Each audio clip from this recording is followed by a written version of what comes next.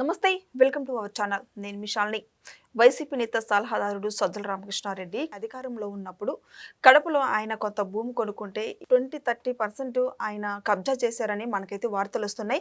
ఇది ఎంతవరకు వాస్తవం తెలుసుకోబోతున్న స్టూడియోలో ఉన్నారు పొలిటికల్ అనలిస్ట్ శ్రీలీల గారు ఉన్నారు. వారిని అడిగి కొన్ని విషయాలు మనం తెలుసుకుందాం. నమస్కారం మేడం. నమస్తే అమ్మా. మేడం, అధికారంలో ఉన్నప్పుడు రెచ్చిపోయిన సజ్జల రామకృష్ణారెడ్డి కడపలో కొంత భూమి కొనుక్కున్నారని అధికారంలో ఉన్నప్పుడు మనకి తెలిసింది. ఇప్పుడు మరి అది సగం అంటే 30-20% వాళ్ళు కబ్జా చేశారని కూడా మనకి వార్తలు వస్తున్నాయి. దీని మీద మీ స్పందన ఏంటి మేడం? కడప శివార్లు అభయ అరణ్యంలో చాలా సారవంతమైన నేలది.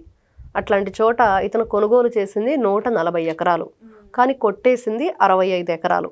అక్షరాల 65 ఎకరాల భూమి. ఒక అడవిలో చెట్లు నరకటం నేరం. మరి ఇక్కడ రామకృష్ణారెడ్డి గారు చేసింది ఏంటంటే చెట్లు నరకటం ఒకటైతే భూమి ఆక్రమించటం.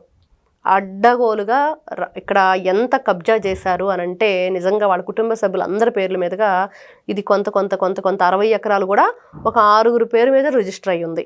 మరి దీని గతంలో తెర మీదకి తీసుకొచ్చినప్పుడు ఏం జరిగిందంటే ఫారెస్ట్ డిపార్ట్మెంట్ మాకు సంబంధమే లేదు, ఇది మాకు సంబంధించిన భూమే కాదని చెప్పేసి వాళ్ళు తోసిపుచ్చారు.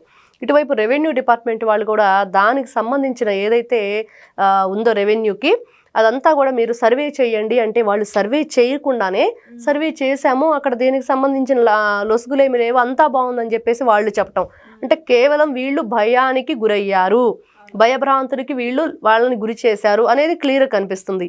కోర్టు ఎప్పుడైతే త్రిసభ్య కమిటీ వేసి దీని మీద ఖచ్చితంగా ఇది ఫారెస్ట్ డిపార్ట్మెంట్దే అని ఒక నిర్ధారణకు వచ్చిన తర్వాత ఇక్కడ రెవెన్యూ డిపార్ట్మెంట్, ఫారెస్ట్ డిపార్ట్మెంట్ మీరిద్దరూ కూడా కోఆర్డినేట్ అయ్యి దీనికి సంబంధించిన ఏదైతే డీటెయిల్స్ అన్నీ కూడా పూర్తి వివరణ ఇస్తూ దీన్ని దేంట్లో ఎవరికి చెందిద్దో వాళ్ళు స్వాధీనం చేసుకోవాలని చెప్పేసి కరెక్ట్గా ఒక మెసేజ్ అయితే ఇచ్చింది. మరి దాన్ని ఏ విధంగా చూసుకోవాలి? నిజంగా అడవిని అడ్డగోలుగా నరికేశారు. గతంలో చూసుకుంటే పెద్దిరెడ్డి రామచంద్రారెడ్డి ఒక పెద్ద ప్యాలెసే కట్టేశాడు. అంటే జగన్మోహన్ రెడ్డి గారు అధికారంలో ఉండి మరి అతను పెద్ద ఏదైతే ప్యాలెస్లు కట్టుకుంటున్నాడో మరి ఆయన కింద కనీసం ఎంపీ ఎమ్మెల్యేలుగా ఉంటే మేము కూడా ఏం తక్కువ తిన్నాం, మేము కూడా ఎంతో కొంత తినాలి కదా మీకంటే తక్కువైనా సరే అనేది వీళ్ళ ఆలోచన. మీరు కొంచెం తింటున్నారు, మేము కొంచెం తింటాము అనేసి ఇతను కూడా ఇక్కడ కబ్జా చేయటం, భూమి అసలు చెట్లు నరకటం అనేది నేరం. మరి దీన్ని ఏ విధంగా ఏ సెక్షన్ల కింద వీళ్ళని ఈ రోజున జైల్లో పెట్టాలని ప్రజలందరూ కోరుకుంటున్నారు. ఇది చాలా అన్యాయం, అక్రమం. ప్రజల దగ్గర దోపిడీ చేస్తారు, అడవుల్ని నరికేస్తారు, అడవిలో భూముల్ని ఈ విధంగా అడ్డగోలుగా ఆక్రమించేసి ఇట్లాంటి బిల్డింగులు కట్టేసి రోడ్లు వేసేసి నిధులని దుర్వినియోగం చేశారు. ఖచ్చితంగా ఏ నిధులతోటి వీళ్ళు ఇక్కడ ఈ రోడ్లు వేశాడు పెద్దిరెడ్డి రామచంద్రారెడ్డి అని అంటే అవన్నీ కూడా కట్టెలు కొట్టే వాళ్ళ కోసం, మేకలు కాసే వాళ్ళ కోసం, పనోళ్ళ కోసం నేను బిల్డింగులు కట్టానని చెప్పుకుంటాడు రామచంద్రారెడ్డి. ఈ రోజున సజ్జల రామకృష్ణారెడ్డిని చూస్తే కొడుకేమో సోషల్ మీడియాలో భయంకరమైన బూతుల రాజకీయం, మరి తన తండ్రి చూస్తేనేమో అడవుల్ని కబ్జా చేసేసి ఆక్రమించేసి మరి ఆ చెట్లను కూడా నరికిచ్చేసి వ్యవసాయ భూమిగా మార్చి వాళ్ళ కుటుంబ సభ్యుల పేరు మీదుగా రిజిస్ట్రేషన్ చేసుకునే స్థాయికి వీళ్ళు ఎదిగిపోయారంటే మరి ఏ విధంగా చూడాలి? ఈ రోజున ఖచ్చితంగా కోర్టు ఒకటే చెప్తుంది, మీరు ఆ భూమిని తిరిగి ఇచ్చేయాలి. అదేవిధంగా రెవెన్యూ డిపార్ట్మెంట్ మళ్ళీ దీని మీద రీసర్వే చేసి ఎంత మేర వీళ్ళ భూమి నిజంగా కొనుగోలు చేసింది ఉంది, ఎంత మేర వీళ్ళు చెట్లు కొట్టేసి ఆక్రమించారు అనేది నిగ్గుదేల్చండి అనేది ఖచ్చితంగా ఒక ఇదైతే జారీ చేయటం జరిగింది. మరి దీని మీద వీళ్ళు ఖచ్చితంగా రెస్పాండ్ అవ్వాలి. వాళ్ళ దగ్గర నుంచి భూమి లాక్కొని దాన్ని మళ్ళీ అడవి భూమిలో కలుపుకోవాలి అనేది ఆదేశాలు. ఈ నేపథ్యంలోనే ఇప్పుడు లిక్కర్ స్కామ్లో చూసుకున్నట్టయితే జగన్మోహన్ రెడ్డి తాడేపల్లి ప్యాలెస్ చుట్టూ ముడుపులు ఉన్నాయని చెప్పి మనకు వార్తలు వస్తున్నాయి. దీని మీద స్పందన ఏంటి మేడం? ఇక్కడ సజ్జల రామకృష్ణారెడ్డి సకల శాఖ మంత్రిగా ఉన్నారు. మరి ఈయన పాత్ర ఎంత ఉంది? అదేవిధంగా భార్గవరెడ్డి పాత్ర ఏంటి? మరి జగన్మోహన్ రెడ్డి బిగ్ బాస్, మరి కర్త కర్మ క్రియ అతనే వీళ్ళకి ఏదైతే బ్యాంక్ నుంచి లోన్లన్నీ కూడా జగన్మోహన్ రెడ్డి గారి ఆదేశాల మేరకే జరిగాయి అనేది. మొన్న చూస్తే వైఎస్ఆర్సీపీ పార్టీ మాజీ ఎంపీ బుట్టా రేణుక అనే ఆవిడ అసలు ఎంత భయంకరమైందంటే సాక్షాత్ ఈ రోజున మనం అన్నం తింటున్నామంటే రైతే రాజు, రైతే దేశానికి వెన్నెముక అనే రైతు ఇంట్లో భార్య తాళిబొట్టు తాకట్టు పెట్టి బ్యాంకులో పంటకి రుణం తీసుకొచ్చుకుంటే మాత్రం బ్యాంకు వాళ్ళు వెంటబడి వాళ్ళని వేధించి కనీసం వాళ్ళు మరణించాలి కానీ మేము మాత్రం వదిలిపెట్టమని చేస్తారు. కానీ ఈ రోజున ఈ బుట్టా రేణుకని ఆవిడ చేసింది ఏంటి? ఆవిడ అయ్యప్ప సొసైటీ హైదరాబాదు, జూబుల్ హిల్స్, అదేవిధంగా ఏదైతే ఉందో మాదాపూర్ భూములు కొన్ని దాంట్లో ల్యాండు దీనికి పెట్టేసి లోన్కి వీళ్ళు అక్షరాల 310 కోట్ల రూపాయలను అప్పు తీసుకున్నారు.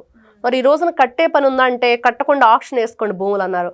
ఆ భూములు ఆక్షన్కి వేస్తుంటే ఎవరు కూడా వచ్చి వేలం పాట పాడిన పరిస్థితి. మరి ఈ రోజు కోర్టు ఏమని స్పందిస్తుంది? మరి ఈ బ్యాంకులన్నీ కూడా ఏమని స్పందిస్తాయి? ఈ బ్యాంకులన్నీ కూడా మరి చూస్తూ ఉంటే రైతు అన్నం పెట్టే రైతుకేమో ఉరితాడు, వీళ్ళకేమో ఈ విధంగా కోట్ల రూపాయలు అప్పులు ఇచ్చేసి ఆస్తులు కూడా లేకుండా ఈ రోజున ఆక్షన్ చేస్తుంటే ఎవరు రాకుండా ఎవరు కూడా భయపడుతున్నారంట. ఇవి కొన్ని లిటిగేషన్ భూములు, వీటిని ఎవరు కూడా కొనుగోలు చేయడానికి ముందుకు రావట్లేదు. మరి ఇట్లాంటి డీటెయిల్స్ అన్నీ లేకుండానే వీళ్ళు ఇచ్చారంటే వైఎస్ఆర్సీపీ పార్టీ వాళ్ళందరూ చేసిన దందాలు ఏ విధంగా ఉన్నాయో మనకు కనిపిస్తూ ఉన్నాయి. అంతా కూడా చూస్తూ ఉంటే బ్యాంకుల్లో లోన్లు, అదేవిధంగా ప్రజల దగ్గర నుంచి ఏదైతే వీళ్ళకి సంబంధించిన నిధులు ఏదైతే ఉన్నాయో అవన్నీ కూడా దుర్వినియోగం చేయటం, మరి ఈ రోజున లిక్కర్ స్కాము, ఈ భూమాఫియా, ఇదంతా చూస్తుంటే ఖచ్చితంగా తాడేపల్లి ప్యాలెస్ తలుపు తడతారు పోలీసులు అనేదే వినిపిస్తుంది.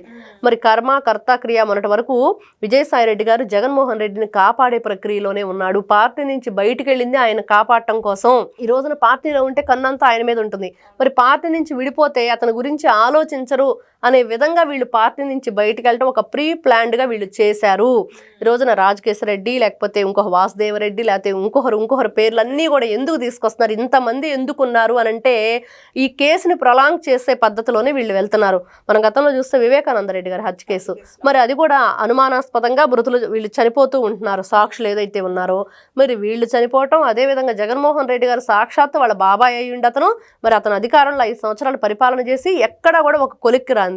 మరి ఎందుకు ఈ విధంగా చేస్తున్నారంటే వీళ్ళే దాంట్లో సూత్రధారులు, పాత్రధారులు, అదేవిధంగా వీళ్ళ కుటుంబ సభ్యులు దాంట్లో ఇన్వాల్వ్ అయ్యి ఉంటాం. వాళ్ళని రక్షించుకునే ప్రక్రియ, తనను తాను రక్షించుకునే ప్రక్రియ, వీటన్నిటితోటి ఎక్కడా కూడా బయటకు రాకుండా ఆ కేసులను అలా పొడిగించుకుంటూ పోవటం కోసం నిందితుల్ని పెంచుకుంటూ పోతున్నారు.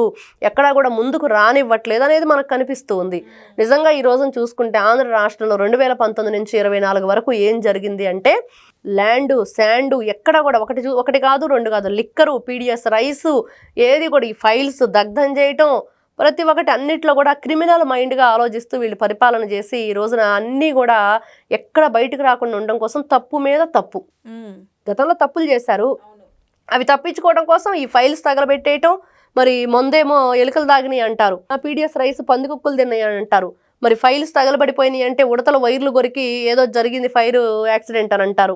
ఇలా రకరకాలుగా తప్పించుకునే ప్రయత్నం చేస్తున్నారు. కానీ ప్రజలు ఈ రోజున ఒకటే సమాధానం చెప్తున్నారు, ఖచ్చితంగా మీరు ఇలాంటి అన్యాయమైన అక్రమమైన పరిపాలన చేశారు కాబట్టి 11కు పరిమితమై ప్రతిపక్ష హోదా కూడా లేకుండా పక్కన కూర్చున్నారు. కానీ ఇప్పుడు కూడా ఇంకా మీకు బుద్ధి రావట్లేదు కాబట్టి ఖచ్చితంగా వీళ్ళని జైళ్లకు పంపించాల్సిందే అనేది ఈ రోజున ప్రజల కోరిక. మేడం, కూటమి ప్రభుత్వం వచ్చిన తర్వాత వైసీపీ నేతలు ఒక్కొక్కరు అరెస్ట్ అవుతుంది మనం చూస్తున్నాం కదా. ఇప్పుడు ఉన్న కొంతమంది అయితే వాళ్ళకి కూడా గుండెలు రైలు పరిగెత్తుతున్నాయి. ఇంకా తర్వాత నెక్స్ట్ అరెస్ట్ అవుతాం. ఇంకా జగన్మోహన్ రెడ్డి ఇంక లాస్ట్కి ఒక్కడు ఉండిపోతాడా, లేకపోతే జగన్మోహన్ రెడ్డి పరిస్థితి ఏంటి మేడం? అయితే ఒక్కడు ఉండిపోవటానికి అతనే కదా సూత్రధారి, అతనే పాత్రధారి, మెయిన్ అన్నిటి కూడా కర్మ కర్త క్రియ జగన్మోహన్ రెడ్డి గారు. మొన్న 2019లో మనం చూసిన జగన్మోహన్ రెడ్డి ప్రజలకి అప్పటికి ఒక అవగాహన లేదు. 16 నెలలు జైల్లో ఉండొచ్చాడన్నా నమ్మలేదు. మరి అతని మీద బోలెడన్ని అక్రమాస్తులు కేసులు ఉన్నాయన్నా నమ్మలేదు. కేవలం వాళ్ళు చూసింది ఏంటంటే Jaganmohan Reddy care of YS Bharathi, YS Sharmila, YS Vijayalakshmi, YS Rajasekhara Reddy. మరి వీళ్ళందరూ నలుగురు కేర్ ఆఫ్ అడ్రస్గా ఉండి ఇతను ఏం చేశాడంటే అధికారంలో కూర్చున్నాడు. మరి ఆంధ్ర రాష్ట్రం ఆ 5 సంవత్సరాలు ఏ విధంగా ఉక్కిరి బిక్కిరి అయిపోయింది. అమరావతి రైతులందరూ కూడా ఆక్రందనలతో ఏ విధంగా అల్లాడారు. ప్రపంచంలో మనం ఎక్కడ చూడాలి, రైతులు అన్ని డేస్ మరి వాళ్ళు ఏదైతే ధర్నా చేశారో అవన్నీ కూడా మనం ఎక్కడ చూడలేదు. మరి ఆ విధంగా చూసుకుంటూ ఉంటే మొన్న మరి ప్రజలందరూ తెలుసుకున్నారు 2024కి ఇతను ఈ విధమైన కుట్రపూరిత రాజకీయాలు చేసి అధికారంలో కూర్చొని ఈ రోజున ఎక్కడా కూడా అభివృద్ధి అనేది లేకుండా కేవలం బటన్ నొక్కితే చాలు అనుకున్నాడు. కానీ ఈ రోజున ప్రజలందరూ బటన్ నొక్కి సమాధానం చెప్పారు. మరి ఇవన్నీ చూసుకుంటూ ఉంటే ఖచ్చితంగా జగన్మోహన్ రెడ్డి ఎప్పుడు ఒంటరిగాడు, వాళ్ళందరితో పాటు ఇతను కూడా లోపల పెట్టి పంపిస్తారు అనేది మనం ఖచ్చితంగా చెప్పుకోవచ్చు. Thank you madam. నమస్తే.